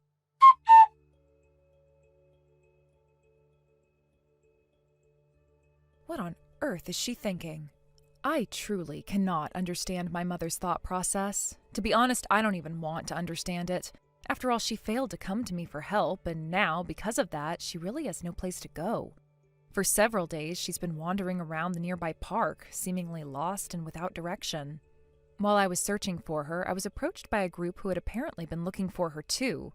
Before I knew it, they took me along with them, and I felt an odd sense of connection with these strangers, united by our concern for someone who had once been a central figure in my life. The days turned into an agonizing blur as I tried to piece together my mother's whereabouts. I could picture her in the park, sitting on a bench, staring off into the distance, seemingly lost in thought. I imagined her mind racing with all the burdens she carried. Is she reminiscing about better times or contemplating her next move? It's troubling to consider that her situation could spiral even further into despair. I remember the times when she was a vibrant part of my life, full of laughter and warmth. Those memories felt like a distant dream now. The thought of her aimlessly wandering without purpose gnawed at my insides. I had always assumed she would reach out if she needed help, but her silence spoke volumes about her state of mind. Was it pride, shame, or something else that kept her from turning to me? Days later, I encountered a group of people who seemed genuinely concerned about her. They approached me, asking questions about her whereabouts. Their faces were a mix of worry and sympathy, and I felt a strange kinship with them, despite not knowing them. It struck me how many lives my mother had touched, and yet she was now isolated and alone. They led me to a cafe nearby where we sat down to discuss what we knew. I learned that this group had been trying to find her for a while. They recounted stories of their encounters with her, how she would often sit alone, engaging in conversations with strangers, offering her insights on life, and sometimes sharing bits of her own struggles. I listened intently, taking in every detail, feeling both comforted and alarmed by the kindness of these people. As they spoke, I felt my own frustration bubbling to the surface. I should have been the one helping her, not these strangers. It was disheartening to realize how disconnected I had become from her reality. Perhaps I had been so consumed by my own life that I overlooked the signs of her distress. It dawned on me that I should have done more to reach out and check on her. How could I have let her fall through the cracks like this? One of the individuals in the group shared how they had seen my mother around the park, often appearing lost or withdrawn. Their words painted a picture of a woman who was not just my mother, but a person struggling to maintain her sense of self amidst a storm of challenges. Each story reinforced my commitment to find her and help her find her way back to stability. After several exhausting days of searching, I received an unexpected call from a friend of my mother's.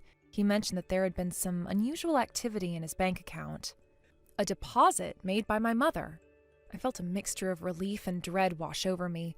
On one hand, it seemed she was still alive and functioning in some capacity, but on the other hand, it meant she was still entangled in a web of debt. The knowledge that she was engaging in financial transactions, even if they were questionable, added another layer to my concern. I shared this news with my father and brother, a reunion of sorts after years of silence. It was awkward at first, with so much unspoken tension hanging in the air. However, as we began discussing our mother, an unexpected warmth began to surface around us. We reminisced about the good times, family gatherings, birthdays, and the laughter we shared. Those memories felt bittersweet, contrasting sharply with the current reality we faced. My father, with his furrowed brow, spoke up first. "I always thought she would find her way back. She's a strong woman, but lately, it feels like she's lost her way." My brother chimed in, his voice laced with concern. "We need to figure out what's going on with her. This can't go on. She can't keep living like this." I nodded in agreement, feeling a surge of determination. We all knew we had to do something, but what? As we talked, an unspoken understanding began to form between us. We recognized that it was time to mend the frayed bonds of our family. The weight of our collective worry about our mother pulled us closer together. We realized that we needed to support each other through this challenging period, despite the long-standing distance and silence. My brother looked at both my father and me and said, "We should make it a point to check in on each other. Even just a simple text now and then would mean a lot." My father nodded in agreement, his expression softening. "You're right. Life is too short to be distant. We need to look out for each other, especially now." With that renewed commitment, we made a pact to stay in touch. It felt like a weight had been lifted off my shoulders. We were no longer alone in this struggle. The tension that had once filled the room gradually dissipated, replaced by a shared sense of purpose. Dan, who had been quietly listening to our conversation, chimed in with a brilliant idea. "Why don't we create a family group chat? It'll be a fun way to share updates and keep each other in the loop." His suggestion sparked a sense of excitement among us. It felt like a fresh start, a small yet significant step towards reestablishing our family ties. We quickly set up the group chat, each of us sharing our contact information and a few lighthearted messages to break the ice. As the messages flowed in, I felt a renewed sense of hope. Perhaps this was exactly what we needed, a way to connect without the heaviness of our current situation overshadowing everything. We could share photos, jokes, and everyday moments, creating new memories even amidst the chaos. I left the meeting with my father and brother feeling lighter. Despite the gravity of our mother's circumstances, I had hope that we could find a way to support her together. I realized that family didn't have to be perfect, it just had to be there for one another in times of need. In the following weeks, we kept the group chat active, sharing snippets of our lives and encouraging one another to stay connected. I felt a sense of belonging that I hadn't experienced in a long time. Even though my mother remained elusive, I took comfort in the knowledge that I was not alone in the struggle. Then one day I received a message from my brother. He had managed to track down one of our mother's acquaintances. "I spoke with someone who said they saw her last week," he wrote. "They said she seemed okay, just a bit withdrawn. It's not much, but it's something." I felt a surge of hope. It was reassuring to know that she was alive and, at least outwardly, appeared to be fine. But my heart still ached for her. I couldn't shake the feeling that she was in over her head, struggling with demons we couldn't see. As the weeks turned into months, our family dynamics began to shift. We made an effort to reconnect, sharing not just our concerns about our mother, but also celebrating the milestones in our lives. Birthdays and anniversaries became occasions for us to come together, even if virtually. Thank you for watching and listening. We hope you enjoyed the video. Don't forget to like this video and subscribe. Also, feel free to leave a comment about what you thought of the story. We look forward to seeing you at the next story. Thank you for watching. Please subscribe and hit the like button. See you next time.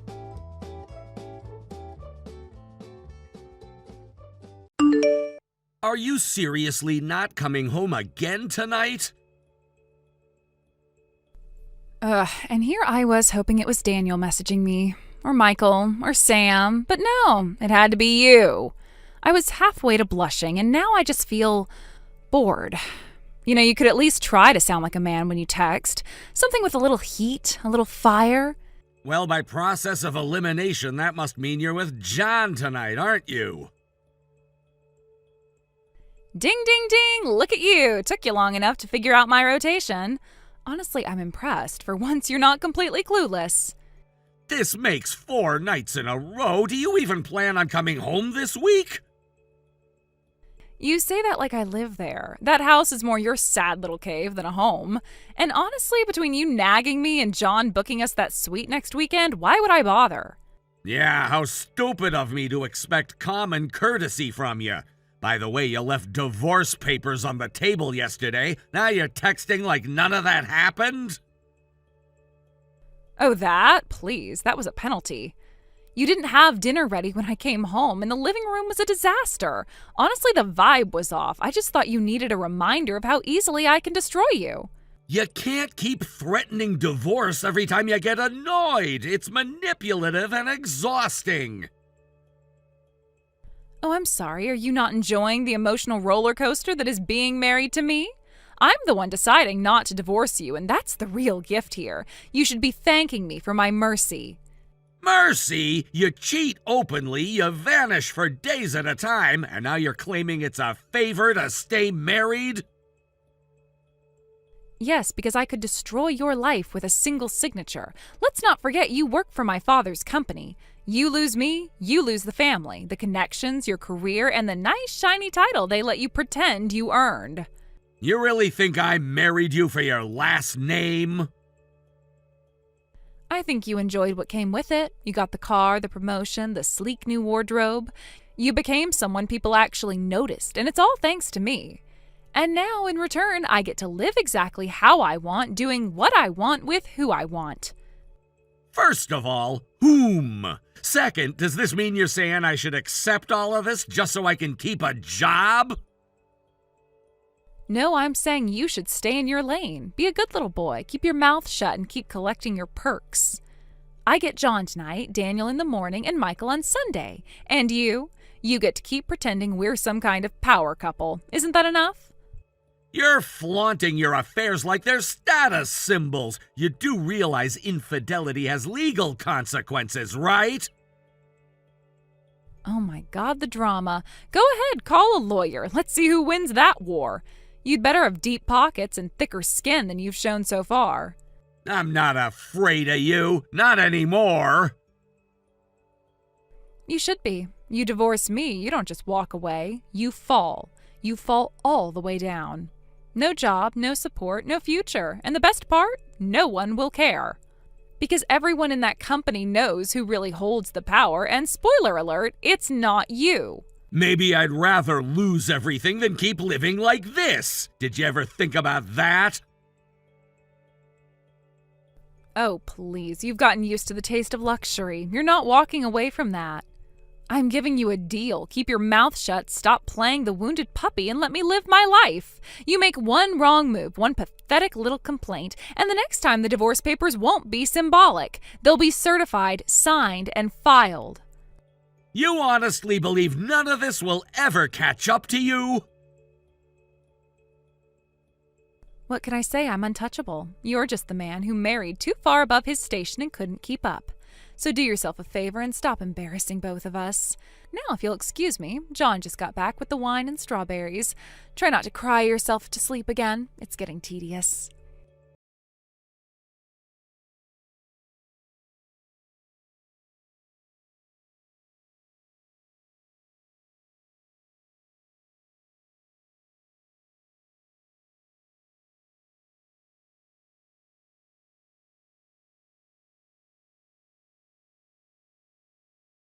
Being a bad little servant yet again. I walked inside and what did I find? Nothing. There was no dinner, no flowers, no sense of welcome or gratitude for my staying married to you. It was like returning to a motel room with a manager who wears cologne that just smells like broken dreams and disappointment. I didn't even know you were coming home. You didn't say a word about your plans. How was I supposed to have dinner ready for you? If you wanted to stay my husband, you should have anticipated my needs. Do I really have to spell everything out? A proper partner would have had a bottle of wine open and something French simmering on the stove. Uh-huh, right. So do me a favor and help me understand the rules of this little game of yours. You vanish for 4 days, waltz in unannounced, and I'm the one penalized for not reading your mind? I'm not playing anything. I'm just holding you to a higher standard. Think of the divorce forms as, performance evaluations, and you're currently failing. Whatever. Are you coming home tonight? No, tonight is Daniel's night. We're going to that jazz bar I told you about. You know, the one you said was too pretentious. He booked us a corner booth and everything. That place has real atmosphere. It's so very adult. I think you missed a few letters on the end of your sentence there, namely E, R, and Y. Anyway, I thought you should know I'll be leaving early tomorrow. What? Where are you going? Oh, are you pretending to care now? I'm going out of town on business. It was a direct assignment from your father. Oh, how romantic. A week without you. Just imagine the peace and quiet I'll finally get. Just so you're aware, I won't be home. No meals, no bath drawn, no one to clean up after you. Poor baby. You're not going to be around to play housekeeper. I'll manage. In fact, I already have the week fully booked. Monday is Michael, Tuesday is Sam, then Daniel again, then John's flying in on Friday. Honestly, you leaving just opened up more time for me to live my best life. This is sick. You're treating our marriage like a clearance calendar for affairs. And you're still pretending it's a marriage. That's cute. You really don't see how close this is to collapsing from beneath you. Oh, I see it just fine, but you're not going anywhere.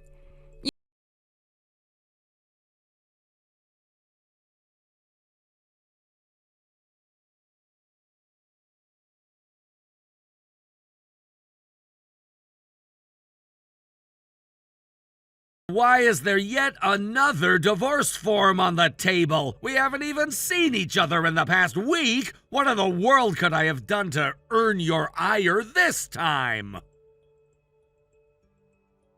Oh, you noticed that. I was starting to worry you had completely checked out. Yeah, I left it there as a little welcome home surprise. It's not my fault you've become so boring that divorce paperwork is the only thing in this house that gets a reaction out of you. You didn't answer the question. What did I do to offend you this time?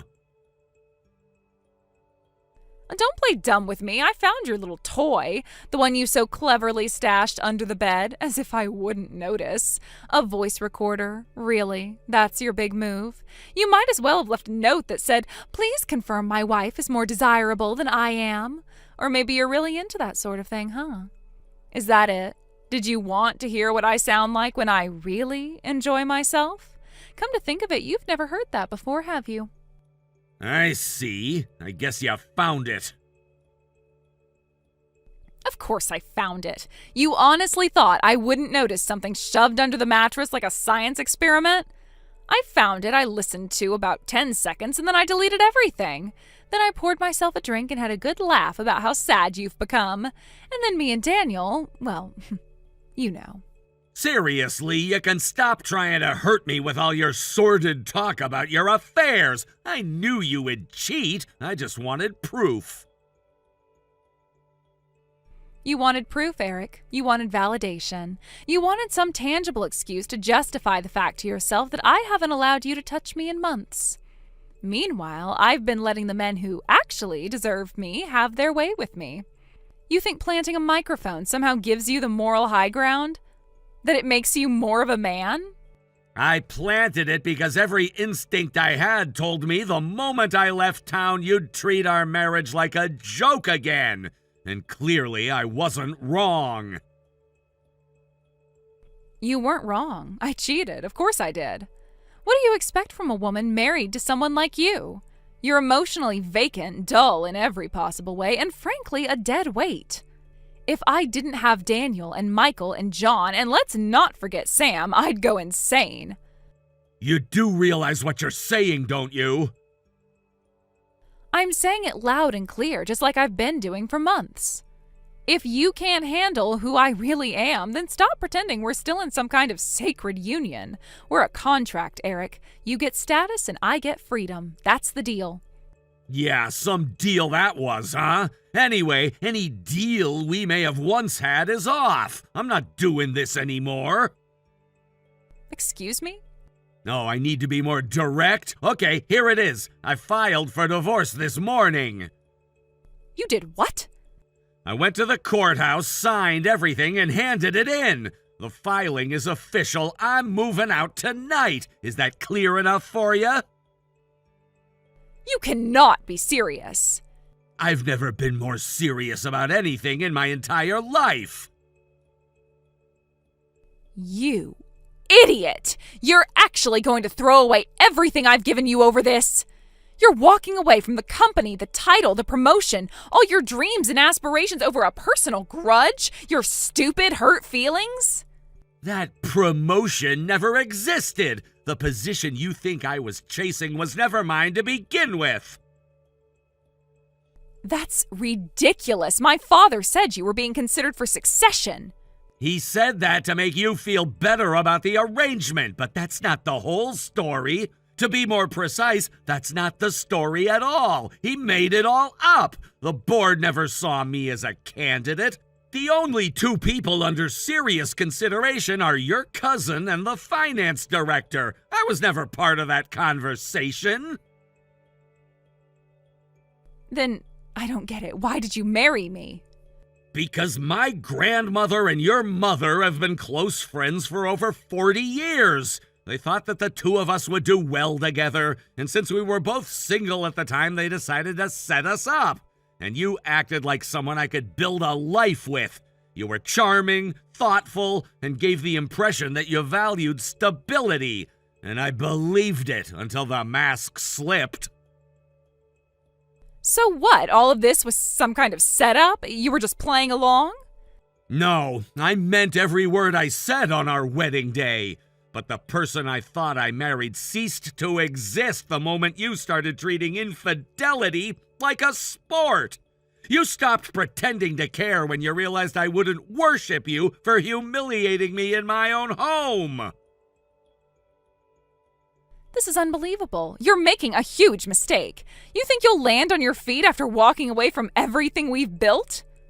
We didn't build anything, Samantha. You built a fantasy where you were untouchable. And I let you believe in it for far too long. But it ends now. Okay, can you please drop the whole "I've got you right where I want you" act? You're clinging to that ridiculous recorder like it's your smoking gun. But in case it slipped your mind, I already deleted the files. Every single second of that audio is gone, wiped clean, and there is absolutely nothing you can do about it.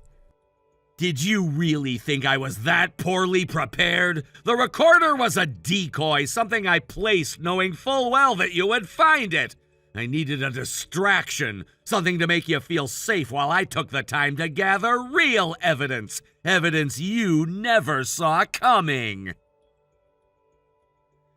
What the hell are you talking about? What real evidence? Don't tell me you're going to invent something now just to feel powerful for once in your life. There were 2 hidden cameras you never noticed, and both were recording for weeks. One was placed inside the bookshelf in the office, nestled between the old legal manuals you never bothered to touch. The other was disguised as an air purifier in the corner of the bedroom, quietly documenting everything without drawing a second glance. That's a lie. You're making this up. You don't have the guts to actually go that far. I don't need you to believe me. The footage speaks for itself. Michael giving you a back massage on our bed, John pouring champagne while you danced in your robe, Daniel sitting at my desk with his feet up like he owned the place. Every moment is captured, clearly dated, and backed with sound. You seriously installed surveillance equipment without telling me? You spied on me in my own house? No, I documented what was happening inside my own home in a space where I had every legal and moral right to protect myself. You crossed the line months ago, and I simply stopped pretending I couldn't see it. You set me up. This was all some sick trap from the beginning. I'll bet you even lied to me about that business trip you said my dad sent you on. No, that was the truth. You were the only one bringing lies into our relationship. And as for the spying allegations, you gave me no choice. I tried talking to you, reasoning with you, even ignoring the first few signs. But the moment you started giving me your adulterous itinerary every time I was out of the house for a few hours, I realized there was nothing left to salvage. So yes, I documented what I needed to, because I knew you would never stop unless someone forced you to. I am still not afraid of you. Even if you have something, no one is going to care. You think people will be shocked that a bored wife had a little fun? Please, you're the one who's going to look desperate dragging all this out in public. I'm not dragging anything. From this point forward, I won't be speaking to you directly again. All communication will go through my attorney. Oh, for God's sake, you really think I'm scared of your lawyer? I'll just call my father and have him deal with it. He'll cover whatever ridiculous compensation you're trying to squeeze out of this. He always takes care of me, and this won't be any different. That's where you're wrong. Your father already knows. We sat down last week, just the two of us, and I showed him all the photos, footage, and time-stamped logs of your activities. He didn't argue. He didn't deny it. He looked me in the eye and said, I spoiled her too long. Let her clean up her own mess this time. You went behind my back and talked to my father? I didn't go behind your back. I did what any man would do when his reputation, livelihood, and name were being dragged through the mud by the woman who was supposed to be his partner. Your father said you needed to face the consequences for once in your life, and that he would no longer be shielding you from the fallout. He was very clear about that.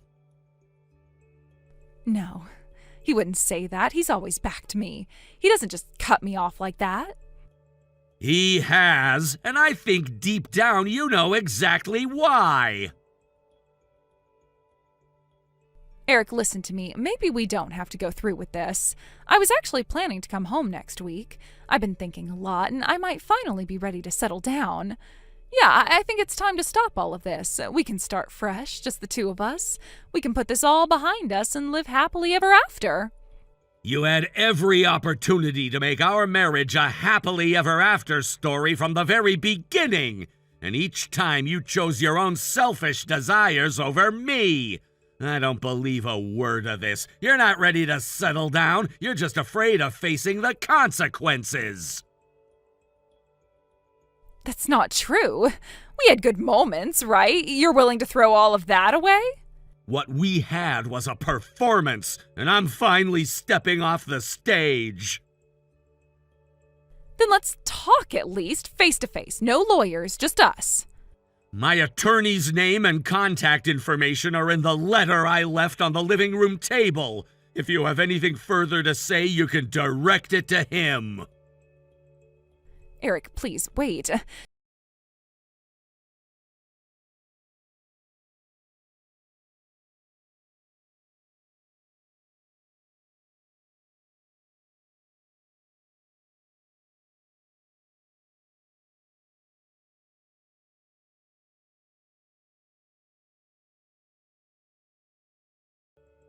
After I blocked her, Samantha came rushing home, probably expecting one last dramatic showdown with me.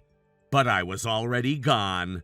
Instead, what she walked into was something else entirely. Her parents, standing stiff and silent, and right beside them, the wives of the three men she'd been seeing.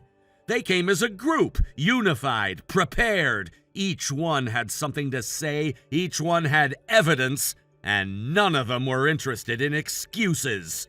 When she reached out to her boyfriends for backup, every single one of them turned their back on her. Turns out loyalty wasn't part of their arrangement. Last I heard, she's living alone in a cheap apartment on the outskirts of town. She's working day and night just to keep up with the lawsuits. Her family cut her off completely. The friends she used to flaunt have disappeared. I saw her once. She walked right past me without even noticing.